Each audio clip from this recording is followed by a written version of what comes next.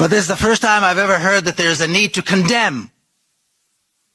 And say, yes, but of course there's suffering, but first we need to condemn. Are we out of our minds? Condemning the resistance of people who are being oppressed and killed, subjected to genocide for 75 years? Are we out of our minds? Are we out of our minds? Are we outside of our minds when we let this ridiculous narrative take hold and spread and then participate in it, nodding our heads like sheep? Oh, and by the way, yes, there is a genocide going on and it's terrible. But first we have to condemn the Palestinians who dare to stand up. Palestinians who have shown an ability to sacrifice and amounts of courage that, as far as I can remember, are unprecedented, facing this horrific, horrific oppression.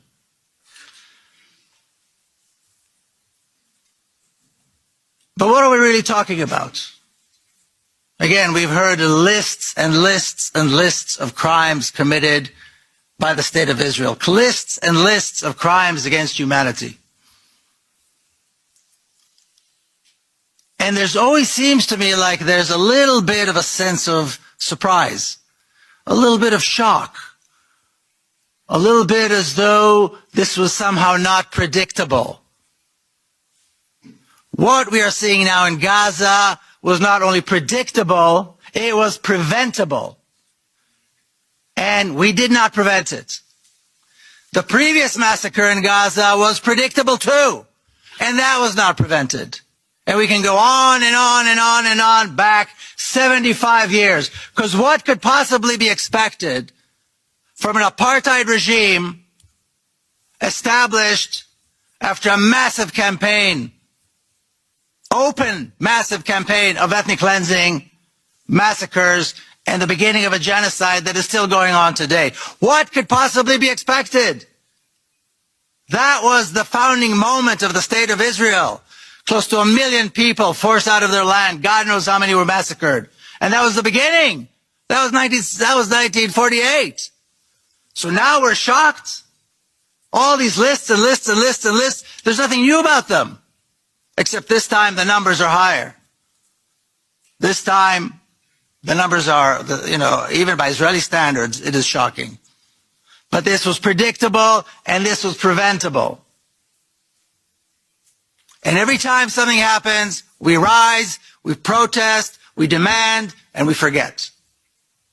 Instead of standing there and demanding an end, an absolute end to the oppression and the killing of Palestinians, an end to it. Not a ceasefire to it, an end to it. A political solution that will guarantee the lives, the security, the safety of Palestinians. That has never been discussed. I don't recall it ever being discussed. That guarantees need to be put in place. Guarantees need to be put in place for the life and security and the safety of Palestinians, because Palestinians have been living in a state of terror for 75 years. Not just now, but for 75 years living in a state of terror, whether they're in the West Bank, whether they're in the Gaza Strip, whether they're citizens of the State of Israel or so-called citizens. They have been living in a state of terror, and they still do today. Granted, the level of terror has increased since October the 7th.